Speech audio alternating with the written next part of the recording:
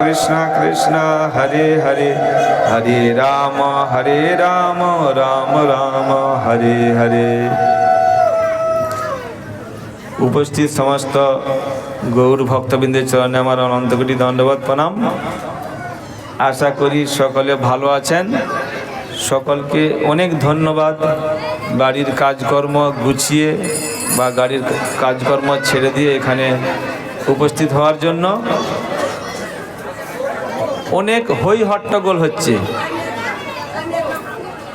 अनेक भक्त संख्या बेशी, किन्तु एकटा समस्या होच्छे सबाई कथा बोलछे। यदि सबाई कथा बोले ताहले आमादेर कथा केउ शुनते पाबे ना। यदि केउ कथा बोलते चाय माइक्रोफोन देबो, आपनि बोलुन, आमरा सकले शुनबो। ठीक बोलछि? भगवान आमादेर कटा मुख दिएছে, आमादेर मुख कटा একটা, कान कटा, तार मानेटा कि आमादेर शुनते हबे बेशी, बोलते हबे कम। किन्तु आमरा कि करी उल्टोटा, बोली बेशी शुनी कम। तो এটা चुप करे थाका, मुख बंद करे थाकाटा একটা বিরাট বড় তপস্যা। সেই জন্য আমরা যখন স্কুলে পড়তাম দেখেছি কেউ যদি বিশিষ্ট কোনো ছাত্র বা কোনো মাস্টারমশাই মারা যেতেন আমরা 1 মিনিট নীরবতা পালন করতাম। এখন হয় এইসব? হয় মনে হয়, তো হওয়া তো উচিত। মানে 1 মিনিট চুপ করে থাকাটা একটা তপস্যা। অনুরোধ করব আধা ঘন্টা আমরা মনুষ্য জীবনের উদ্দেশ্য এবং কর্তব্য সেটা নিয়ে আলোচনা করব। এই কার্তিক মাস দামোদর ব্রত সম্পর্কে 2-4 মিনিট বলবো। তারপরে আমাদের প্রভু একটা ছোট্ট বাউল গান করবে। তারপর আমরা দামোদর অষ্টকম কীর্তন করব, দীপদান হবে। তারপরে একসঙ্গে আমরা একটু নৃত্য কীর্তন করব। একসঙ্গে আমরা নৃত্য কীর্তন করব। তারপরে আপনাদের জন্য আশা করি প্রসাদ আছে। প্রসাদ আছে তো? প্রভু বলছে প্রসাদ আছে। তো এইভাবে অনুষ্ঠানের সমাপ্তি হবে। আশা করি 8টা 10-15-র মধ্যে সব কিছু কমপ্লিট হয়ে যাবে। আমি আপনাদের চরণে অনুরোধ করব দয়া করে একটু ধৈর্য সহকারে বসুন, কেউ কথা বলবেন না। যাদের যাদের মোবাইল আছে পারলে একটু সাইলেন্ট করে দেবেন। আচ্ছা, কার কার মোবাইল নেই, কাদের কাদের মোবাইল নেই একটু হাত তুলুন তো দেখি। অনেকে আছে মোবাইল নেই, যাদের কাছে মোবাইল নেই তারা ভাগ্যবান। মোবাইল আমাদের অনেক সময় নষ্ট করে দেয়। যাদের মোবাইল আছে দয়া করে মোবাইলটা একটু সাইলেন্ট করে রাখবেন। হরে কৃষ্ণ বলুন সকালে, হরে কৃষ্ণ হরে কৃষ্ণ কৃষ্ণ কৃষ্ণ हरे हरे हरे राम राम राम हरे हरे। এরপরে আপনারা একটু ধৈর্য সহকারে শুনবেন। আশা করি আমরা সকলে এখানে এসে উপস্থিত হয়েছি একটা উদ্দেশ্য আছে, তাই তো? আমরা কেন এখানে এসেছি? একটা উদ্দেশ্য আছে, হরি কথা হবে, একটু আমরা শুনবো, তাই তো? না অন্য আসার কোনো কারণ নেই। সেরকম আমরা যে এই জগতে এসছি একটা উদ্দেশ্য আছে। এই জগতে কেন এসছি আমরা? আমরা এই জগতে কেন এসছি? আমরা জন্ম লাভ কেন করলাম? কি কারণে আমরা যে এই মনুষ্য শরীরটা পেয়েছি? কি কারণ? নিশ্চয়ই একটা উদ্দেশ্য আছে, তাই না? ভগবান আমাদের পাঠিয়েছে, আমরা এই শরীর লাভ করেছি, একটা উদ্দেশ্য আছে। এই জগতে তো অনেক জীব আছে। মনুষ্য শরীর যেহেতু পেয়েছি, নিশ্চয়ই এই শরীরটা হচ্ছে, আমরা বলি মনুষ্য শরীর হচ্ছে সমস্ত জীবের থেকে শ্রেষ্ঠ জীব, তাই তো? না এই জগতে এই মানুষের থেকে আর কোনো শ্রেষ্ঠ জীব আছে? মানুষ শ্রেষ্ঠ। মানুষ শ্রেষ্ঠ জীব এই কারণে, কারণ মানুষের কর্মটাও হবে শ্রেষ্ঠ। অন্যান্য জীবের যা করছে আমরাও যদি তাই একই করি তাহলে কি হবে? তাহলে তাদের সঙ্গে আমাদের কোনো পার্থক্য থাকবে না। তো অন্যান্য জীবেরা কি করছে? অন্যান্য জীবেরা আহার নিদ্রা ভয় মৈথুনঞ্চ সামান্য মেতৎ পশুবি নরানাম ধর্মে হি তেষ অধিক বিশেষ ধর্মে নহীনা পশুবি সমান। আমরা খাওয়া দাওয়া করি, প্রত্যেকে মানুষ খায়, অন্যান্য জীবেরা খায়, হাতি ঘোড়া ওরা খায়, তো সবাই তো খায়, আমরাও খাই। কেউ হয়তো রাস্তাঘাটে খায়, কেউ গাছপালা খায়, কেউ কাঁচা জিনিস খায়, অন্য জীবজন্তু খায়, আমরাও খাই। মানুষ খায়, অন্যান্য জীবেরাও খায়। মানুষ ঘুমায়, অন্যান্য জীবেরাও ঘুমায়। অন্যান্য জীবেরা কেউ পাখিরা গাছে ঘুমায়, জলের প্রাণীরা জলে ঘুমায়, কেউ বনে ঘুমায়। মানুষ একটু ভালো করে ঘুমায়, হয়তো মশারি টাঙিয়ে ঘুমায়, ফ্যান চালিয়ে ঘুমায়, শীতকালে কম্বল গায়ে দিয়ে ঘুমায়, গরমকালে এসি চালিয়ে ঘুমায়। ওরাও ঘুমায়, আমরাও ঘুমাই। অন্যান্য জীব খায়, আমরাও খাই। অন্যান্য জীবরা একটু যেখানে সেখানে খায়, যে কোনো জিনিস খায়, আমরা একটু ভালো খাই, রান্না করে খাই, রেস্টুরেন্টে খাই। অন্যান্য জীবেরও একটা ভয় আছে। কিছু কিছু জীবের দেখবেন আত্মরক্ষা করার জন্য বড় বড় শিং আছে, বড় বড় নখ আছে, বড় বড় দাঁত আছে, গায়ে অনেক সুঁয়ো আছে। কেন? আত্মরক্ষা করার জন্য ভয়। মানুষেরও ভয় আছে। মানুষের ভয় আছে? মানুষের ভয় আছে না নেই? মানুষের কি ভয়? অনেকের ভয় বুড়ো বয়সে কে দেখবে, ভয় না? ভয় না। আবার যাদের আমাদের রূপ যৌবন আছে, আমরা আয়নায় দেখি আমি বুড়ো হয়ে যাচ্ছি কিনা, মুখের মধ্যে বলি রেখা পড়ছে কিনা, চুলগুলো সাদা হয়ে যাচ্ছে কিনা, সঙ্গে সঙ্গে আমরা রং লাগাই। এখন রূপ হারিয়ে যাওয়ার ভয়। যার অনেক টাকা আছে, টাকা আবার সরকার নিয়ে নেবে নাকি তার ভয়, চুরি হয়ে যাওয়ার ভয়। যার যৌবন আছে, যৌবন হারিয়ে যাওয়ার ভয়। যারা আবার ভোটে আমরা জিতেছি, তারা ভাববে যে পরে পরে ভোটে জিতবো, তো টেনশন হয় না? হয় না? তো সেই রকম যার পদ পোস্ট আছে, তাদের পদ পোস্ট হারিয়ে যাওয়ার ভয়। মানুষেরও ভয় আছে, অন্য জীবেরও ভয় আছে, মানুষেরও ভয় আছে। অন্যান্য জীবেরাও বংশ বিস্তার করে, তো মানুষও করে। তাহলে মানুষও যদি বংশ বিস্তার করে, মানুষ খায়, মানুষ ঘুমায়, মানুষের ভয় আছে। অন্যান্য জীবেরাও যদি একই কর্ম করে, তাহলে মানুষের সঙ্গে অন্য জীবের কি পার্থক্য? আমার প্রশ্নটা বুঝে গেল? মানুষের সঙ্গে তাহলে কি পার্থক্য? অন্য জীবেরাও খায়, আমরা খাই। অন্য জীব ঘুমায়, আমরা একটু ভালো করে ঘুমাই। অন্য জীবেদের ভয় আছে, মানুষের ভয়। অন্য জীবেরা বংশ বিস্তার করে, মানুষও করে। মানুষের পার্থক্য হচ্ছে, আমরা যদি মানুষ হয়ে ধর্ম না করি, তাহলে অন্য জীবের সঙ্গে কোনো পার্থক্য নেই। একমাত্র এই মনুষ্য শরীরে আমরা ধর্ম করতে পারি। আমরা যদি ধর্ম না করি, তাহলে অন্য জীবের সঙ্গে আমাদের আর কোনো পার্থক্য নেই। তাহলে আপনারা বলেন, মানুষের ধর্ম কি প্রভু? মানুষের কি ধর্ম? মানুষের তো একটা ধর্ম থাকবে, তাই না? আগুনের কি ধর্ম? আগুনের ধর্ম হচ্ছে তাপ আর আলো প্রদান করা। আমরা ছেলেবেলায় বইয়ে পড়েছি না, তাপ আর আলো প্রদান করে। জলের কি ধর্ম? জলের ধর্ম হচ্ছে তরলতা এবং উপর থেকে নিচের দিকে গড়িয়ে যায়। ঠিক বলছি না? বলেন প্রভু, আপনাদের ওখানে গড়িয়ে যায়, আমাদের এখানে নিচ থেকে উপর দিকে যায়, এরকম হয় নাকি? হয় এখানে না?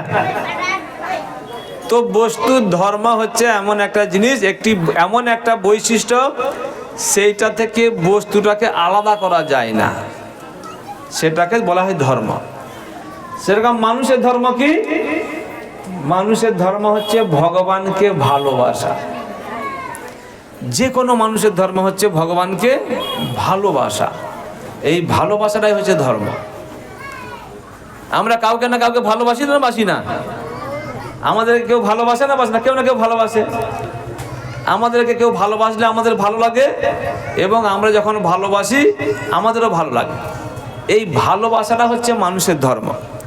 যত মানুষ আছে, আপনি বলবেন প্রভু এই যে হিন্দু, বৌদ্ধ, জৈন, খ্রিস্টান, যত ধর্ম আছে সব ধর্মেতেই বলা হচ্ছে ভগবানকে ভালোবাসতে হবে, ভগবান হচ্ছে শ্রেষ্ঠ। কিন্তু সমস্যা হচ্ছে কি, আমরা ভগবানকে বাদ দিয়ে সবাইকে ভালোবাসি, সেটা হচ্ছে আমাদের সমস্যা। সেই জন্যে আমরা প্রকৃতপক্ষে আনন্দে থাকতে পারি না। আমাদের যেটা ধর্ম সেটা আমরা করি না, ভগবানকে ভালোবাসি না, ভগবানকে আমরা ভুলে গেছি। ভগবানকে বাদ দিয়ে আমরা জগৎকে ভোগ করতে চাই। এই জগতের যা কিছু আছে ভগবান সব সাপ্লাই দিচ্ছে। আমরা যদি বিচার করে দেখি, যখন জন্ম হয়েছিল আমরা কি নিয়ে এসেছিলাম? জন্ম সময় কি নিয়ে এসেছিলাম? জামা কাপড়ও পরে আসিনি, এসেছিলাম নাকি জানি না। আমাদের তো জামা কাপড় কার জন্ম হয়? আমার যখন জন্ম হয় তখন জামা কাপড় পরে আসিনি। আর যখন যাব আমরা কি নিয়ে যাবো? তাহলে মাঝখানে এত নাটক, কত নাটক। মাঝখানে যখন এসছি কিছু নিয়ে আসিনি, যখন যাব কিছু নিয়ে যাবো না, কিন্তু মাঝখানে বিশাল বড় নাটক হয়ে যাচ্ছে, তাই না? তো সেই জন্যে আমাদের যা কিছু প্রয়োজন ভগবান দিচ্ছে। আমরা যদি হসপিটালে যাই, যদি অক্সিজেন কিনতে হয়, যারা কোনোদিন কিনেছে জানে এক বোতল অক্সিজেনের কীরকম দাম। কিন্তু আমরা যে দিনরাত অক্সিজেন বাতাস থেকে নিচ্ছি, কোনো পয়সা দিই? ভগবান দিয়েছে, কোনো পয়সা ফ্রি। আমাদের যে জলের জন্য আমরা পয়সা দিই? আপনি বলেন প্রভু মিউনিসিপ্যালিটি জলের পয়সা দিতে হয়, কিন্তু এই যে টোটাল জল, এত বৃষ্টি হচ্ছে, এত সমুদ্র নদীর জল ভগবান দিয়েছে। এই যে রাত্রেবেলায় সামান্য আলো জ্বালাবো, টিউবলাইট, কারেন্ট, খরচা আছে না নেই? আর দিনের বেলায় যে এত আলো দিচ্ছে, পয়সা দিই আমরা? আমাদের বাচ্চা যখন জন্ম হয় তার আগে মায়ের বুকে দুধ তৈরি হয়ে যায়, কে করছে এটা? ভগবানের সিস্টেমে করা আছে। বাচ্চা জন্মের আগে দুধ ভগবান তৈরি করে দিচ্ছে। তাই জন্য আমাদের যা কিছু লাগে ভগবান দিচ্ছে, কিন্তু আমরা ভগবানকে ভুলে গেছি। ভগবানকে বাদ দিয়ে আমরা নিজেরা ভোগ করতে যাই, এটা হচ্ছে আমাদের সমস্যা। ভগবান আমাদের সব কিছু দিচ্ছে, ভগবানকে বাদ দিয়ে আমরা ভোগ করতে চাইছি, এটা আমাদের মূল সমস্যা। আমরা এই জগতে ইন্দ্রিয় তৃপ্তি করতে চাই, কিন্তু এই জগতে ভগবানকে বাদ দিয়ে ভোগ করা যায় না। ভগবান কৃষ্ণ ভগবদ্গীতায় বলেছেন, ভোক্তারাং যোগ তপসাং সর্বলোক মহেশ্বরম সুহৃদাম সর্বভূতানাম জ্ঞাতমাম শান্তি মিচ্ছতি। ভগবান হচ্ছে সব কিছু যজ্ঞ এবং তপস্যার মূল ভোক্তা। ভগবান যজ্ঞ করলে তার ফল প্রদান করে ভগবান, তপস্যা করলে তার ফল প্রদান করে ভগবান।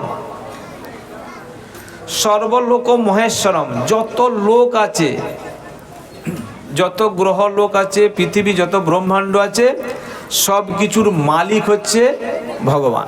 সেই জন্য বলা হচ্ছে সর্বলোক মহেশ্বরম। সুহৃদাম, সকলের সুহৃদ। ভগবান সকলের বন্ধু। আমাদের যত জীবন আমরা কাটিয়েছি, প্রত্যেক জীবনে ভগবান আমাদের হৃদয়ে পরমাত্মা রূপে আছে। আমরা কি করছি ভগবান জানে। আমাদেরকে আমাদের যা কিছু প্রয়োজন সেটা পেতে ভগবান সাহায্য করছে। ভগবান যদি অনুমোদন না করে, আমার মুখ থেকে কথা বেরোবে না, আমরা আমাদের হাতটা তুলতে পারবো না। ভগবান যদি অনুমোদন না দেয়, আমরা হেঁটে যেতে পারবো না। কত লোক আছে হাঁটতে পারে না, নিজের হাত তুলতে পারে না, কথা বলতে পারে না, আছে না নেই? অনেক সময় বলে যে স্বামী স্ত্রী বিবাহ হয়েছে, আমরা যে সন্তান জন্ম দেবো এটা গ্যারেন্টি। কেউ গ্যারেন্টি দিতে পারে? ভগবান অনুমোদন না করলে, বিবাহ করলেও তারা সন্তান জন্ম দিতে পারবে না। এবং কি সন্তান হবে, ছেলে হবে না মেয়ে হবে, সেটা বাবা মার হাতে নেই। সুস্থ হবে না অসুস্থ হবে, সেটাও আমাদের হাতে নেই। প্রকৃত পিতা হচ্ছে ভগবান। ভগবান কৃষ্ণ গীতায় বলেছেন, মাময় বাংশ জীবলোকে জীবভূত সনাতন। এই জগতের যত জীব আছে আমার অংশ। অহম বীজপ্রদ পিতা, আমি হচ্ছি সকলের বীজ প্রদানকারী মূল পিতা। আপনারা ভাববেন, প্রভু আমি তো জানি আমার একজন বাবা আছে, তার একজন বাবা ছিল, তাহলে ভগবান কি করে পিতা হয়ে গেল? আমরা যদি এরকম আমার বাবাকে তার বাবাকে এরকম করতে করতে করতে করতে উপর দিকে যাই, শেষে গিয়ে কোথায় ঠেকবে? ব্রহ্মার কাছে। ব্রহ্মার অনেক সন্তান ছিল, যারা প্রজা সৃষ্টি করেছে, তাদেরকে বলা হয় প্রজাপতি। আমরা যারা সনাতন ধর্মে আছি দেখবেন কারো গোত্র হচ্ছে শাণ্ডিল গোত্র, কারো গোত্র কাশ্যপ গোত্র, কারো মধুকুল্ল। ঠিক বলছি? এই গোত্রগুলো কোথা থেকে এলো? ব্রহ্মার অনেক সন্তান, তারা যারা প্রজা সৃষ্টি করেছিল, এই সমস্ত ব্রহ্মার সন্তান যারা প্রজাপতি, তাদের নাম কাশ্যপ ঋষি, শাণ্ডিল ঋষি, তাদের থেকে যে বংশ পরম্পরা আছে তাদের সেই গোত্র। তো এই সমস্ত প্রজাপতিদের পিতা হচ্ছে ব্রহ্মা। ব্রহ্মার পিতাকে? ব্রহ্মার পিতা হচ্ছে বিষ্ণু। ব্রহ্মার কিন্তু মা নেই। আমাদের সময় অনেক সময় মায়েরা বলে পুরুষদের কি ক্ষমতা, পুরুষরা যদি আমরা যদি না থাকতাম সন্তানের জন্ম দিতে কেউ পারবে? মায়েরা বলে না, বলে না, বলে না, পুরুষরা সন্তানের জন্য আমরা না থাকতে পারবে না। কিন্তু ব্রহ্মার জন্ম হয়েছে, কোনো মা লাগেনি, মায়ের প্রয়োজন হয়নি। ব্রহ্মার কথায় জন্ম হয়েছে, কারণদাক্ষাই বিষ্ণু এই ব্রহ্মাণ্ডের মধ্যে শুয়ে আছেন, ওনার এই নাভি থেকে একটা পদ্ম ফুল তৈরি হয়েছে, সেই পদ্ম ফুল থেকে ব্রহ্মার জন্ম হয়েছে। তো তার মানে ব্রহ্মার পিতা মাতা দুটোই হচ্ছে বিষ্ণু। তো বিষ্ণু আবার কোথা থেকে এলো? শ্রীমদ্ ভাগবতে বলা হচ্ছে, এতে চাংস কলা পুংস কৃষ্ণস্তু ভগবান স্বয়ং। এই যে বিষ্ণু বা অন্যান্য অবতারেরা হচ্ছে ভগবানের অংশ বা কলা। ভগবানের প্রকাশ বিষ্ণু, তারা হচ্ছে অংশ। অংশ থেকে যখন আবার প্রকাশ হয় তাদেরকে বলা হয় কলা। কিন্তু ভগবান হচ্ছে স্বয়ং কৃষ্ণ। এই জগতে যখন ব্রহ্মার জন্ম হয়েছে, জন্ম হওয়ার পরে চতুর্দিকে জল, কিছু খুঁজে পাচ্ছে না।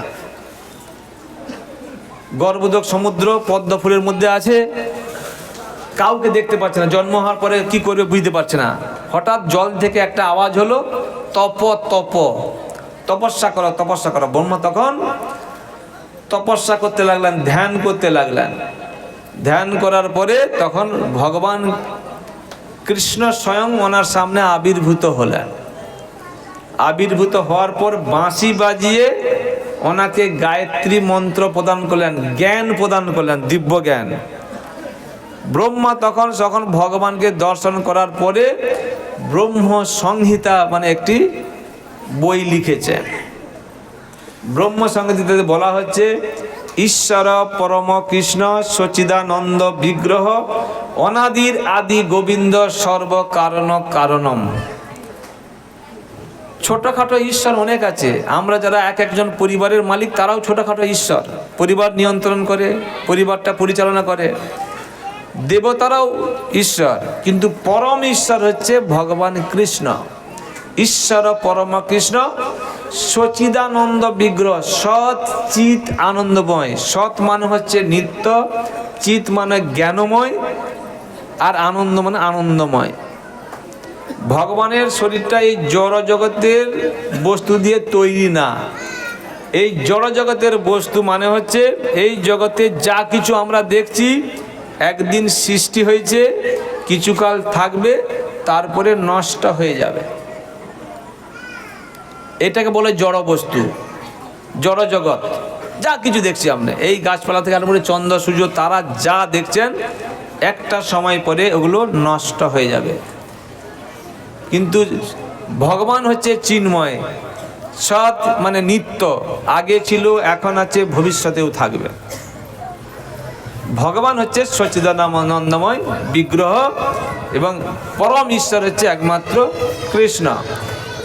আপনারা বলেন, প্রভু এত যে আপনারা তো ইস্কনের ভক্ত, আপনারা বৈষ্ণব লোক, আপনারা শুধু কৃষ্ণ কৃষ্ণ করেন। আমাদের যে কোনো একটা ঠাকুর ডাকলেই হবে, মা দুর্গা, মা কালী, শিব ঠাকুর, মা সরস্বতী, কার্তিক ঠাকুর, গণেশ ঠাকুর, মা মনসা, শীতলা মা, অনেক ঠাকুর আছে না? যে কোনো ঠাকুরকে আমরা ডাকতে পারি, অসুবিধার কি আছে?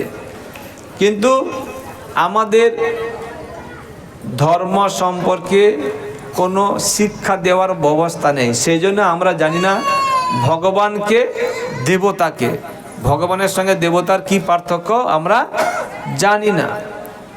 খ্রিস্টান ধর্মে দেখবেন স্কুলগুলোতে বাইবেল পড়ানো হয়, মুসলমান ধর্মে মাদ্রাসাতে কোরআন পড়ানো হয়, ঠিক বলছি?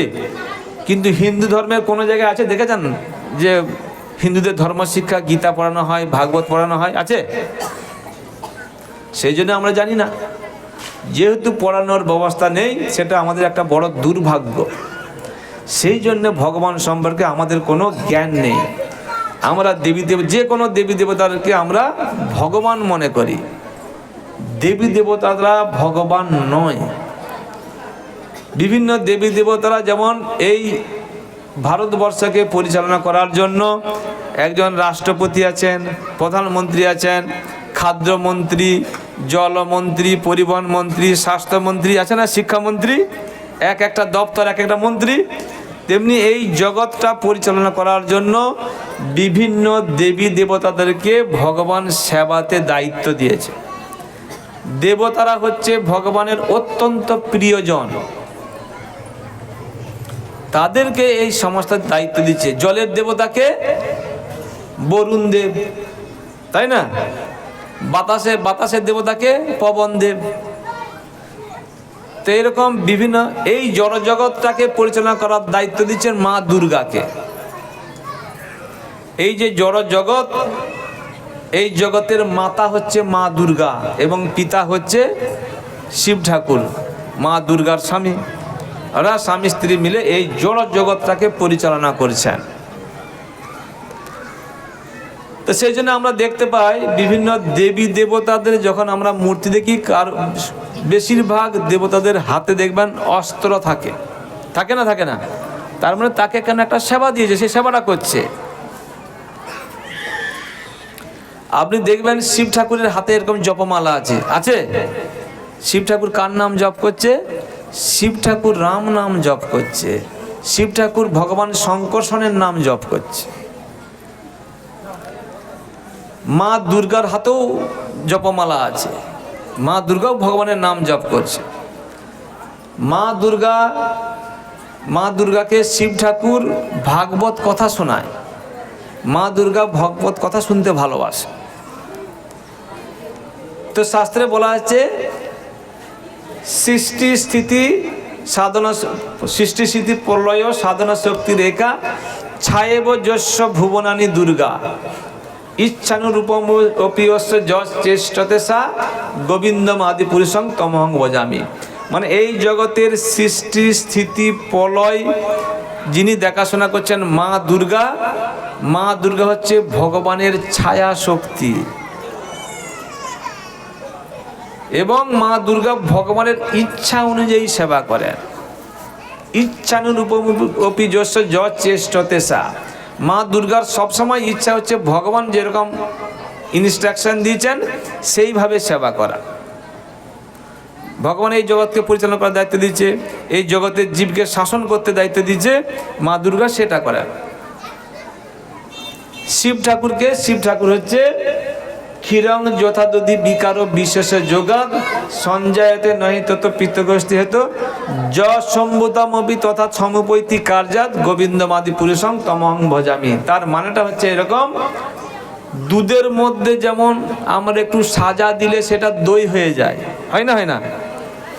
সেরকম ভগবান বিষ্ণু স্বয়ং শিব ঠাকুর রূপে নিজেকে পরিবর্তন করেছেন। বিষ্ণু নিজেকে শিব রূপে পরিবর্তন করেছেন, কারণ এই জড়জগতে বিষ্ণু নিজে পরিচালনা করবেন না। সেই জন্যে মা লক্ষ্মী থেকে দুর্গা এবং বিষ্ণু থেকে নিজেকে শিব রূপে পরিবর্তন করে এই জগৎটা পরিচালনা করছেন। তো সেই জন্য আমরা যদি দেবী দেবতার আরাধনা করি, দেবী দেবতার কাছ থেকে আমরা যে ফল পাই সেটা হচ্ছে টেম্পোরারি।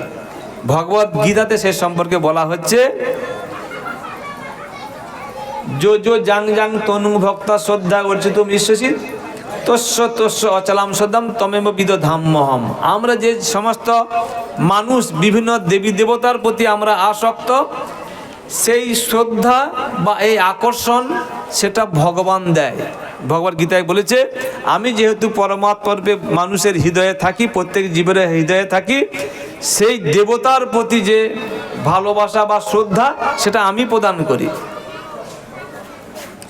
এবং ভগবান তার পরের শ্লোকে বলছে যে এই দেবী দেবতার পূজা করার ফলে যে ফলটা দেবী দেবতারা প্রদান করে, ভগবান বলছে সেটা আমি অনুমোদন না করলে দেবী দেবতারা সেটা দিতে পারে না। আমরা বিভিন্ন দেবী দেবতার কাছ থেকে যে ফল পাই, অনেক সময় আমরা বিভিন্ন দেবী দেবতার কাছে কেন পূজা করি? আমাদের কিছু কামনা বাসনা থাকে। কারো হয়তো খুব রোগ হয়ে দুরারোগ্য ব্যাধি হয়েছে, ভগবানের কাছে মানত করি, পূজা করি, ঠাকুর এই রোগটা যদি ভালো হয়ে যায় তোমাকে আমি এই পূজা করব, এই উপহার দেব, এরকম আমরা প্রতিজ্ঞা করি। তারপরে যদি কারো মেয়ের বিয়ে হচ্ছে না, ছেলের বিয়ে হচ্ছে না, আমরা মানত করি, পূজা করি। চাকরি পাচ্ছে না, সেই জন্য করি। কোনো সমস্যা হয়েছে, সেটা থেকে মুক্ত হওয়ার জন্য আমরা বিভিন্ন দেবী দেবতার কাছে প্রার্থনা করি। তো দেবী দেবতারা যে ফলটা দেয় সেটা ভগবান অনুমোদন না করলে দিতে পারে না। ভগবত গীতায় বলেছে আমি সেটা অনুমোদন করি। কিন্তু এই যে দেবী দেবতার কাছ থেকে আমরা যে ফলগুলো পাই সেটা হচ্ছে টেম্পোরারি। অন্তবত্তু ফলম তেসাম তদ ভবতি অল্প মেদেশাম দেবান দেব যজ জানতি মদ ভক্তা জানতি মামপি। দেবী দেবতার কাছ থেকে আমরা যে ফল পাই সেটা ক্ষণস্থায়ী। হয়তো আমার টাকার সমস্যা আছে, আমি দেবী দেবতার পূজা করে কিছু টাকা পেলাম, সারা জীবনে টাকার সমস্যা থাকবে না এরকম না। আমার কিছু একটা রোগ হয়েছে, আমি পূজা করলাম, ঠাকুরের কাছে আসে, সেই রোগ থেকে মুক্ত হলাম, কিন্তু এরকম না যে জীবনে কোনোদিন আর রোগ হবে না। সেটা দেবী দেবতার কাছ থেকে আমরা যেগুলো পাই সেটা ক্ষণস্থায়ী। দেবী দেবতারা এই জগৎ থেকে আমাদের মুক্তি দিতে পারেন না। দেবী দেবতারা যে ফল প্রদান করেন, আমরা যদি এই জগতে পুণ্যকর্ম করি তখন আমরা স্বর্গলোকে যাই, তাই না? কিন্তু স্বর্গলোকে গিয়ে আমরা কতদিন থাকবো? স্বর্গলোকে গিয়ে কতদিন থাকা যায়? ভগবত গীতায় বলা হচ্ছে তে তং ভুক্তা স্বর্গলোকম বিশালম ক্ষীণে পুণ্যে মর্তলোকং বিশন্তি। আমরা স্বর্গলোকে ততদিন থাকবো যতদিন আমাদের পুণ্যটা থাকবে। পুণ্য শেষ হয়ে গেলে আবার আমাদের এই জগতে ফিরে আসতে হবে। ঠিক যেমন আমাদের যদি ব্যাংকে টাকা থাকে, এটিএম কার্ড ঢুকালে পিন দিল টাকা বেরিয়ে আসবে, তাই না? যদি টাকা শেষ হয় তখন কার্ড ঢুকালে টাকা বেরোবে? কার্ডটা ছিটকে বেরিয়ে চলে আসবে। সেই জন্য আমাদের যতদিন পুণ্য থাকবে ততদিন স্বর্গে থাকবো। স্বর্গে একটু সুবিধা বেশি, বেশি দিন বাঁচবো, শরীর ভালো থাকবে, বেশি ইন্দ্রিয় তৃপ্তি করতে পারবো। কিন্তু সেখানে অনন্তকাল ধরে থাকা যায় না। যতদিন আমাদের পুণ্য থাকবে থাকবো, পুণ্য শেষ আবার এই জগতে ফিরে আসতে হবে। তো এই জগতে যে আমরা আছি, আমরা কষ্ট পাই, দুঃখ পাই। এই জগতে আমরা দুঃখ কষ্ট পাই। এখানে কে আছে হাত তুলুন তো যে প্রভু আমি কোনোদিনও কোনো দুঃখ পাইনি? আছে কেউ যে কোনোদিনও দুঃখ পাইনি? আমরা সুখ চাই না? চাই না? আমরা সবাই সুখ চাই, কিন্তু আমরা দুঃখ চাই না। কিন্তু দুঃখ পাই না? পাই না? দুঃখ পাই। কেন পাই? কেন এই জগৎটা বানিয়েছে দুঃখ পাওয়ার জন্যে। এই জগৎটা বানিয়েছে দুঃখ পাওয়ার জন্য। ভগবান কৃষ্ণ গীতায় বলে দিয়েছেন এই জগৎটা হচ্ছে দুঃখালয়ম অশাশ্বতম। এই জগতে আমাদেরকে দুঃখ পেতে হবে, কারণ দুঃখালয়। বিদ্যালয়ে কি পাওয়া যায়? বিদ্যা পাওয়া যায়। বস্ত্রালয়ে কাপড় পাওয়া যায়, তো পাদুকালয়ে জুতো পাওয়া যায়। ঔষধালয়ে ওষুধ পাওয়া যায়। আমি ওষুধের দোকানে যেগুলি আমাকে 2 মিটার কাপড় দেন, তখন কি বলে? লোকে বলবে না কি পাগল লোক রে, কাপড় দোকানে ওষুধের দোকানে এসে কাপড় খুঁজতে, তুমি কাপড় দোকানে যাও, তাই না? সেরকম এই জগৎটা ভগবান যে বানিয়েছে লিখে দিয়েছে দুঃখালাম, কিন্তু আমরা চাইছি সুখ, আমরা সুখ পেতে চাইছি, কিন্তু বানিয়েছে যে দোকানটা হচ্ছে দুঃখের, আমরা চাইছি সুখ। তাহলে আমরা সুস্থ না অসুস্থ? সবাইকে দুঃখ পেতে হবে, ডাক্তার, মাস্টার, নেতা, মন্ত্রী, সাধু, পুলিশ, সবাইকে এই জগতে যারা আসবে তাদেরকে দুঃখ পেতে হবে। বলো কি দুঃখ? জন্ম, মৃত্যু, জরা, ব্যাধি। এই সকালে যখন মায়ের পেটে ছিলাম, ছোট্ট থলির মধ্যে অনেক দুঃখ কষ্টের মধ্যে ছিলাম, আমরা মায়ার প্রভাবে ভুলে গেছি। আমরা তখন কষ্টের জন্য ভগবানের কাছে প্রার্থনা করতে, হে ভগবান আমাকে এই দুঃখ কষ্ট থেকে মুক্তি দেন, আমি আপনার নাম করব, আমি আপনার সেবা করব, আমি আপনার ধামে যাব, আমাকে এই গর্ভ থেকে মুক্তি দেন, আমরা বলেছি, কিন্তু ভুলে গেছি। জন্ম হওয়ার পর এখন স্কুলে পড়তে হবে, এখন কত কম্পিটিশান, সরকারি স্কুল, প্রাইভেট স্কুল, ছেলে থেকে ছেলে যদি ওজন 5 কেজি 10 কেজি বইয়ের ব্যাগ। আগে আমরা 10 টাকার একটা মাস্টার দিয়ে সব সাবজেক্ট পড়তাম, এখন একটা সাবজেক্ট পড়বে তার হয়তো 200-400 টাকা দাম, তার মাস্টারের ফিজ। কত মাস্টার কত কষ্ট করার পরে হয়তো একটু শিক্ষিত হলো, তারপরে চাকরি পাবে কিনা কোনো গ্যারান্টি নেই, এত বেকার সংখ্যা। তো তারপরে হয়তো যদি কোনোভাবে একটা চাকরি পেলো, তারপরে আবার কি টেনশন, একটা ভালো বিয়ে করতে হবে, বিয়ে করার পরে যদি আবার স্বামী স্ত্রী মিলন সম্পর্ক ভালো না হলো সমস্যা। স্বামী স্ত্রী হয়তো মিলন হলো, সন্তান হয়তো কথা শুনছে না, সন্তানের হয়তো কোনো রোগ আছে, সেটাও টেনশন উঠবে। আবার বৃদ্ধকাল হওয়ার সঙ্গে সঙ্গে আমাদের শরীরে রোগ ব্যাধি। তো এই সমস্যা এই জগতে আছে, দুঃখ এই জগতে আছে, কারণ ভগবান বলেছে এটা হচ্ছে দুঃখালয়ম, অশাশ্বত। মানে এই জগতে সব কিছু টেম্পোরারি। আজকে যে বাচ্চা আছে 2 দিন পরে সে যুবক হবে, তারপরে সে বৃদ্ধ হবে, তারপরে একদিন শরীর ছেড়ে চলে যাবে। আজকে যা টাকা আছে সে ভবিষ্যতে টাকা নাও থাকতে পারে, আজকে যে গরিব আছে 2 দিন পরে সে বড়লোক হতেও পারে, আজকে যা আনন্দ আছে 2 দিন পরে সে আনন্দ নাও থাকতে পারে, সব কিছু টেম্পোরারি। আর এই জগৎটা হচ্ছে দুঃখালয়, সেটা আমরা বুঝতে পারছি। কারণ এই জগতে এই প্রভুরা কিছু গ্রন্থ নিয়ে আপনাদের কাছে কাছে যাবে।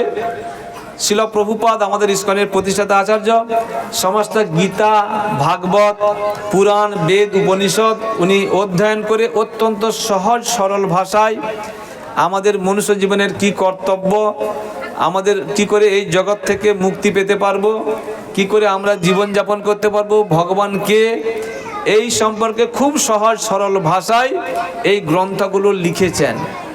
আপনারা যাদের যাদের সম্ভব 10 টাকা, 20 টাকা, 30 টাকা দাম আপনারা সংগ্রহ করলে এই সনাতন ধর্ম সম্পর্কে আপনারা জ্ঞান লাভ করতে পারবেন। তো আমরা অনুরোধ করবো যাদের যাদের সামর্থ্য আছে এই গ্রন্থগুলি, ছোট ছোট গ্রন্থ আপনারা সংগ্রহ করতে পারবেন। তো এই জগতে যেটা বলছিলাম, এই জগতে সবাইকে দুঃখালয়ম আর অশাশ্বত। তাহলে আমাদের উপায় কি? স্বর্গে গেলাম, স্বর্গে গেলেও আবার পুণ্য শেষ হলে চলে আসতে হবে। তাহলে আমাদের সমস্যার সমাধান কি করে হবে? সমস্যার কি সমাধান নেই? সমস্যার সমাধান আছে, আমরা সেটা জানি না। সমস্যার সমাধান হচ্ছে আমরা হচ্ছি ভগবানের সৃষ্ট জীব। ভগবান ভগবদ্গীতা মামেই বাংশ জীবলোকে অহম বীজপ্রদ পিতা। আমরা যখন ভগবানের কাছে ফিরে চলে যাব তখন আমাদের সমস্যার সমাধান হবে। তো ভগবানের কাছে যাব কিভাবে? এই যে এই জগতে আছি, এই জগতের মধ্যে যারাই আছে, যতগুলো উপর দিকে লোক আছে, ভূলোক, এটা ভূবলোক, স্বর্গলোক, মহালোক, জনলোক, তপলোক, সত্যলোক যেখানে ব্রহ্মা থাকে। নিচের দিকে হচ্ছে অতল, বিতল, সুতল, তলাতল, মহাতল, রসাতল, পাতাল। এই 14টা লোক মিলিয়ে হচ্ছে এই ব্রহ্মাণ্ড। এই ব্রহ্মাণ্ডের মধ্যে সব জায়গায় দুঃখ কষ্ট, জন্ম মৃত্যু, জরা ব্যাধি, টেনশন, উদ্বেগ সব কিছু আছে, কোথাও কম আর কোথাও বেশি। আমরা ভাবো স্বর্গেতে খুব আরাম, স্বর্গেতে আরাম, স্বর্গে কোনো টেনশন নেই। স্বর্গেতেও টেনশন উদ্বেগ আছে। নাহলে মা দুর্গার পূজা কি করে হলো? অসুররা স্বর্গ দখল করে নিয়েছিল, সবাইকে এই জগৎ থেকে তাড়িয়ে দিয়েছে, দেবতাদেরকে। দেবতারা তখন কি করেছে? ব্রহ্মার কাছে গেছে। ব্রহ্মার কাছে গিয়ে বলছে আমাদের এরকম এরকম তাড়িয়ে দিয়েছে, আমরা কি করব? ব্রহ্মা বলে চলো আমরা শিব ঠাকুরের কাছে যাই। শিব ঠাকুর বললো না, এর সমস্যার সমাধান আমি করতে পারবো না, চলো আমরা বিষ্ণুর কাছে যাই। যখন বিষ্ণুর কাছে গেলেন তখন বিষ্ণু বলছেন তোমরা দেবতারা সকলের শক্তি দিয়ে একটা দেবী মূর্তি তৈরি করো। তারপরে মা দুর্গার সৃষ্টি করলেন। স্বর্গে তো সরকার চেঞ্জ হয়, কখনো দেবতাদের সরকার, কখনো অসুরদের সরকার, বুঝা গেল? কখনো দেবতাদের সরকার, কখনো অসুরদের সরকার, স্বর্গে তো সরকার চেঞ্জ হয়। এই জগতে শান্তি সুখ কোথাও নেই। আমরা একটু যে সুখ মাঝে মধ্যে পাই সেটা হচ্ছে দুঃখের নিবৃত্তি। একটু দুঃখ কমে গেলে মনে হয় কত ভালো আছি, দিব্যি আছি, ভালো আছি, সুন্দর আছি। এটা আমাদের আচার্যরা উদাহরণ দিচ্ছে, দণ্ডজনে রাজা যেন নদীতে চুবায়। আগেকার দিনে রাজারা যখন কেউ দোষ করতো তাকে শাস্তি স্বরূপ কি করতো, চুলের মুঠি ধরে জলেতে ডুবিয়ে রাখতো। কিছুক্ষণ রাখার পরে যখন ছটফট করতো জল থেকে একটু তুলতো, তখন বাইরে বেরিয়ে শ্বাস দিত, কি আরাম। সেটা আরাম না কষ্টের নিবৃত্তি? জলে কষ্ট পাচ্ছিল, একটু তুললো, কত আরাম। আমরা এই দুঃখটা কমে গেলে ভাবছি কত সুখ, কারণ এই জগতে সুখ নেই। যত সুখ পাওয়ার চেষ্টা করব তত বেশি দুঃখ পাবো এই জগতে। তাহলে এই জগতে আমাদের কি করতে হবে? এই জগতে এই মনুষ্য শরীর পেয়েছি, এই সহজ সরল পন্থা দিয়েছে, আমরা হরি নাম করলে এই জগতের বাইরে যেতে পারবো। কোনো দেবী দেবতা এই জগতের বাইরে যাওয়ার জন্য সহযোগিতা করতে পারবে না।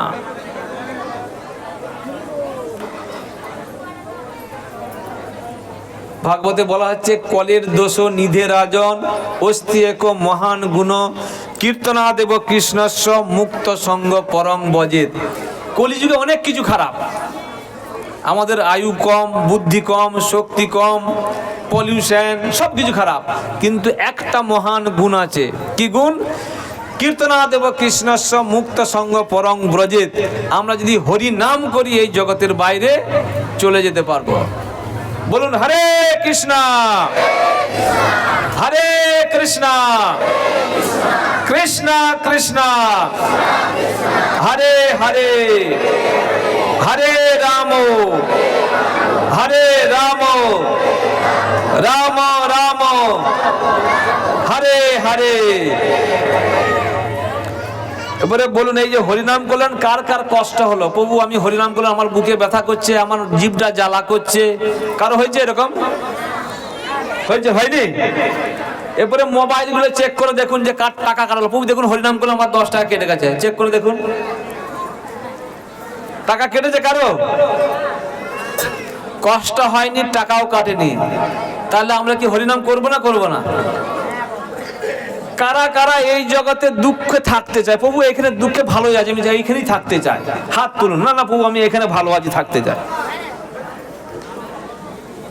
আমরা সুখ পেতে চাই না চাই না? আমরা সমস্যার সমাধান চাই না চাই না? আমরা যখন কোনো কিছু পার্মানেন্ট খুঁজি, আমাদের বিয়ে দিতে যাই, ছেলে কি পার্মানেন্ট চাকরি করে আমরা দেখি। আমাদের কাঁচা বাড়ি থাকে, পাকা বাড়ি করতে হবে অনেকদিন যেন ভালো থাকে। তা আমাদের এই টেম্পোরারি সমস্যা থেকে আমরা পার্মানেন্ট সমস্যার সমাধান কেন করব না? এই জগতে যা কিছু করব সব টেম্পোরারি। যদি স্বর্গে যায় আবার ফিরে আসতে হবে। ভগবান কৃষ্ণ ভগবদ গীতায় বলছেন পরম যদ্গত্তা ন নিবর্তন্তে তদ্ধাম পরমং মম। আমার জগতে যে ফিরে আসে, একবার আসে, তাকে আর এই জগতে ফিরে আসতে হয় না। ভগবানের কাছে যদি আমরা একবার যেতে পারি আর কোনোদিন এই জড় জগতে ফিরে আসতে হবে না। পার্মানেন্ট সমস্যার সমাধান। তো আমরা যদি পার্মানেন্ট সমস্যার সমাধান করতে চাই তাহলে শুধুমাত্র এই কলিযুগের মানুষের জন্য ডিসকাউন্ট দিয়েছে। সত্যযুগে মানুষকে ভগবানকে পেতে হলে, মুক্ত হতে হলে ধ্যান করতে হতো। এখন আমরা ধ্যান করতে পারবো? ধ্যান করতে বসলে ঘুম চলে আসবে। আসবে না? আসবে না? সত্যযুগে মানুষের 1 লক্ষ বছর আয়ু ছিল, 50,000 60,000 বছর ধ্যান করত। ত্রেতা যুগে মানুষের আয়ু হয়ে গেল, একটা শূন্য কমে গেল 10,000 বছর। ত্রেতা যুগে বড় বড় যজ্ঞ করা হতো। বিশ্বজিৎ যজ্ঞ, অশ্বমেধ যজ্ঞ, গোমেধ যজ্ঞ, রাজসূয় যজ্ঞ, অনেক টাকা পয়সা দরকার। সেরকম ব্রাহ্মণ দরকার, খাঁটি জিনিসের দরকার। এখন যদি আমরা যজ্ঞ করি, আমাদেরকে দেশ লাইট না হলে গ্যাস লাইট দিয়ে আগুন জ্বালাতে হবে। আগে তো ব্রাহ্মণরা মন্ত্র দিয়ে আগুন জ্বালিয়ে দিত, সেই যজ্ঞ আমরা করতে পারবো না। দাপর যুগে মানুষের আয়ু হয়ে গেল, আরেকটা শূন্য কমে গেল, হয়ে গেল 1000 বছর। সত্য যুগে 1 লক্ষ বছর, ত্রেতা যুগে 10,000 বছর, দাপর যুগে হয়ে গেল 1000 বছর। দাপর যুগে ভগবানকে পেতে হলে কি করতে হতো? বিরাট বিরাট মন্দির স্থাপন করে ভগবানের পূজা অর্চনা করতে হতো। আমাদের অত টাকা পয়সা নেই, আমরা এখন পারবো বিরাট মন্দির করে, বিষ্ণু মন্দির করে পূজা করতে? পারবো না। কলিযুগে মানুষের আয়ু কত? কত আয়ু? কলিযুগে মানুষের আয়ু কত? 100 বছর। কিন্তু 100 বছর আমরা বাঁচি? আছে আপনাদের পাড়ায় কেউ, বাড়িতে কেউ 100 বছর আছে? যদি কেউ থাকে, আবার টিভিতে দেখায় আপনি কি খান, কি ঘুমান, সব দেখায় টিভিতে, বাই চান্স কেউ কেউ থাকে।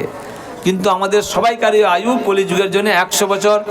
কিন্তু এই কলির প্রভাবে আমরা 50-এর পর থেকে একে একে কাজ যে কখন টিকিট কনফার্ম হবে আমরা কেউ জানি না। তো সে কলিযুগে মানুষের আয়ু কম, আমাদের বুদ্ধি কম, আমাদের শক্তি কম, আমাদের শরীরে কত রোগে ভর্তি। গ্যাস্ট্রিক আছে, প্রেসার আছে, সুগার আছে, থাইরয়েড আছে, কোলেস্টেরল আছে, আর্থ্রাইটিস আছে, দাঁতের ব্যথা, ঘাড়ের ব্যথা, কোমরে ব্যথা, আছে না নেই? কত রোগ। তো এই কলির যুগের লোকের জন্য সব থেকে সহজ সরল পন্থা দিচ্ছে শুধুমাত্র হরি নাম। ইতি ষোড়শক নাম নাম কলি কলমশ নাশনম নাত পরত রূপায় সর্ববেদেষু দৃশ্যতে। সমস্ত বেদ, পুরাণ, উপনিষদের সব থেকে সার এবং শ্রেষ্ঠ বস্তু হচ্ছে এই হরিনাম। এবং বৃহৎ নারদীয় পুরাণে বলা হচ্ছে হরের নাম হরের নাম হরের নামৈব কেবলম কলৌ নাস্তেব্য নাস্তেব্য নাস্তেব্য গতিরন্যতা। কলিযুগে হরিনাম ছাড়া আর কোনো গতি নাই, গতি নাই, গতি নাই। জানে আমাদের মতো মূর্খ মানুষ একবার বললে বিশ্বাস করে না, সে 3 সত্য দিয়ে বলছে আর কোনো গতি নাই, গতি নাই, গতি নাই। আচার্যরা লিখেছেন আর 3 যুগে ধ্যানাদিতে যেই ফল হয়, কলিযুগে কৃষ্ণ নামে সেই ফল পায়। অন্য যুগে ধ্যান, যজ্ঞ, পূজা করার ফলে যেই ফল, শুধুমাত্র হরি নাম করলে আমরা সেই ফল পাবো। কলিকালের নাম রূপে কৃষ্ণ অবতার, নাম হইতে হয় সর্বজগৎ নিস্তার। এই কলিযুগে হরি নামটা ভগবান নিজে অবতার এসছে হরিনাম রূপে। মহাপ্রভু বলছেন নাম নামকারী বহুধা নিজ সর্বশক্তি। এই নামের মধ্যে পূর্ণ শক্তি দিয়েছে ভগবান। সেই হরিনাম যদি আমরা করি, আমরা এই জগৎ থেকে উদ্ধার হয়ে যাব। আমরা যা কিছু করি, যদি এই কলিযুগের যুগধর্ম হরি নাম না করি, আমরা এই জগতের বাইরে যেতে পারবো না। সেই জন্য অনুরোধ করব আপনাদের চরণে, আমার বিনীত অনুরোধ, এখানে আমাদের ভক্তরা আসেন, আপনারা এসে এখানে বসবেন, ক্লাসে শুনবেন। ভগবান কৃষ্ণ গীতার জ্ঞান দিয়েছেন দাপর যুগে। ভগবান জানেন যে কলিযুগের মানুষ গীতার জ্ঞান দিলেও সকলে বুঝতে পারবে না, সেই জন্য স্বয়ং কৃষ্ণ এই কলিযুগে চৈতন্য মহাপ্রভু রূপে এলেন। এসে ভক্ত হয়ে কিভাবে নাম করতে হয়, জীবনযাপন করতে হয়, নিজে আচরণ করে ভগবান দেখালেন। এবং ভগবান ভবিষ্যৎবাণী করলেন, পৃথিবীতে আছে যত নগর আদি গ্রাম, সর্বত্র প্রচার হইবে মোর নাম। সারা পৃথিবী জুড়ে হরিনাম হবে, প্রচার হবে। মহাপ্রভুর অত্যন্ত প্রিয় ভক্ত, ইস্কনের প্রতিষ্ঠাতা আচার্য শিল প্রভুপাদ সারা পৃথিবী জুড়ে 69 বছর বয়সে 12 বছরে 14 বার সারা পৃথিবী জুড়ে ভ্রমণ করে ইস্কনের অনেক কেন্দ্র স্থাপন করেছেন, প্রায় 1200-এরও বেশি। ভারতবর্ষে ইস্কনের সেন্টার 400-এরও বেশি আছে। এত সেন্টার করার উদ্দেশ্য মানুষ যেন সহজে সাধু সঙ্গ করতে পারে, গীতা ভাগবতের শিক্ষা গ্রহণ করতে পারে। সেই জন্য আপনাদের চরণে আমি অনুরোধ করব, দয়া করে আপনারা এখানে যে ভক্তরা আসবেন, ওনাদের সঙ্গে এই গীতা ভাগবতের জ্ঞান লাভ করবেন অত্যন্ত সহজ সরলভাবে, এবং হরি নাম করবেন। বলুন হরে কৃষ্ণা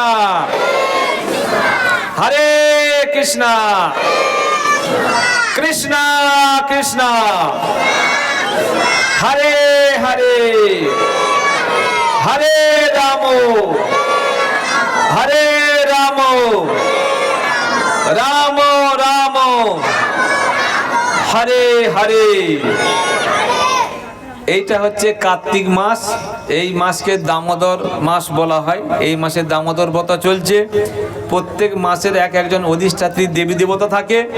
এই কার্তিক মাসের অধিষ্ঠাত্রী দেবী হচ্ছেন শ্রীমতী রাধারানী। এই মাসে যা কিছু শুভকর্ম করব রাধারানী সন্তুষ্ট হন। পদ্মপুরাণে উল্লেখ আছে এই কার্তিক মাসে যদি আমরা ভোরবেলায় স্নান করি সমস্ত তীর্থ স্নানের ফল পাব। এই মাসে যদি একটা তুলসী ভগবানের চরণে নিবেদন করি একটা অশ্বমেধ যজ্ঞের ফল সমান। এই মাসে যদি কেউ কার্তিক মাসে একটা বক ফুল ভগবানের চরণে দেয় সে মোক্ষ লাভ করতে পারবে। এই মাসে যদি কেউ পদ্ম ফুল ভগবানের চরণে নিবেদন করে ভগবানের বিশেষ কৃপা লাভ করতে পারবে। এই মাসে যদি নিরামিষভাবে আতপন্ন শুদ্ধভাবে রান্না করে ঘি দিয়ে ভগবানকে নিবেদন করে অন্তিমে ভগবানের বিশেষ কৃপা লাভ করতে পারবে। এই মাসে যদি কেউ আকাশদ্বীপ প্রদান করে, আগে তো গ্রামে ছিল বড় বড় বাঁশ দিয়ে আকাশদ্বীপ দেওয়া হতো, দেখেছেন আপনারা? আকাশদ্বীপ যদি দেওয়া হয় এই মাসে ভগবান সেই পরিবারের প্রতি অত্যন্ত প্রসন্ন থাকেন। আর এই মাসে যদি আমরা দামোদরকে দীপ দান করি, দামোদর মানে দাম মানে দড়ি, উদর মানে পেট। এই মাসে ঠিক কালী পূজার পরে পরে মা যশোদা ভগবান কৃষ্ণকে দড়ি দিয়ে পেটে দড়ি দিয়ে উদু খোলে বেঁধেছিলেন। দাম মানে দড়ি, উদর মানে পেট, পেটে দড়ি দিয়ে বেঁধেছিলেন, সেই জন্য হচ্ছে দামোদর। মুনি ঋষিরা যোগীরা হাজার হাজার বছর ধ্যান করে তপস্যা করে ভগবানের চরণ দর্শন করতে পারে না, কিন্তু শুধুমাত্র মা যশোদা ভগবানের শুদ্ধ ভক্ত ছিলেন। ভগবান ভক্তের কাছে নিজেকে প্রকাশ করে এবং নিজে বন্ধন স্বীকার করে। ভক্তির দ্বারা ভগবানকে বাঁধা যায়, সেই লীলা প্রকাশ করেছেন। তা আমরা যদি এই কলিযুগের যুগধর্ম প্রেম ভক্তি প্রচার করার জন্য চৈতন্য মহাপ্রভু এই জগতে এসেছিলেন। আমরা হরিনাম করব এবং আপনারা সকলে এই দামোদর অষ্টকম কীর্তন হবে। এটা সত্যব্রত মুনি এই কীর্তন লিখেছেন। লিফলেট দিয়ে দিয়েছেন, গানের কীর্তনের লিফলেটটা দিয়েছেন। সত্যব্রত মুনি এই কীর্তনটা গিয়েছেন, সেটা আমরা কীর্তন করব। আপনারা যারা যারা আছে সেটা পড়তে পারবেন, আমাদের পরে পরে গাইতে পারবেন। এবং আমি অনুরোধ করব বাড়িতে কমসে কম এই মাসে যদি আপনাদের বাড়িতে গৌরনীতায় রাধাকৃষ্ণ বা জগন্নাথ বিগ্রহ থাকে আপনারা দীপ দান করবেন। তো দীপ দান করলে ভগবানের বিশেষ কৃপা লাভ করতে পারবেন। দীপ দান করার নিয়ম হচ্ছে ভগবানকে চরণে 4 বার এরকম ক্লকওয়াইজ ঘড়ির মতো 4 বার ঘুরাতে হয়, নাভি মণ্ডলে 2 বার আর মুখমণ্ডলে 3 বার। 423, এটা মনে রাখতে হবে। 423 চরণে 4 বার, নাভি মণ্ডলে 2 বার, মুখমণ্ডলে 3 বার, 423 মনে থাকবে। আর সমস্ত শরীরে এরকম 7 বার এরকম, এটা হচ্ছে ঘুরানোর নিয়ম, শাস্ত্রের বিধি। আপনারা এই মাসে দীপ নিবেদন করবেন। আজকে তো প্রদীপ নিবেদন হবে। বাড়িতে যদি আপনারা ঘিয়ের প্রদীপ পান ঘিয়ের প্রদীপ দেবেন। যদি ঘিয়ের প্রদীপ না থাকে তিল তেলের প্রদীপ নিয়ে নিবেদন করা যায়, শাস্ত্রে অনুমোদন করেছেন। তিল তেলের প্রদীপও আপনারা নিবেদন করতে পারবেন এবং রাধা দামোদরের বিশেষ কৃপা লাভ করতে পারবেন। আপনাদের সকলকে অনেক ধন্যবাদ। হরে কৃষ্ণ। একটু ঝিমিয়ে গেছে মনে হচ্ছে, আরো জোরে হবে। হরে কৃষ্ণ। হয়েছে কৃষ্ণ কৃষ্ণ হরে হরে হরে রাম হরে রাম রাম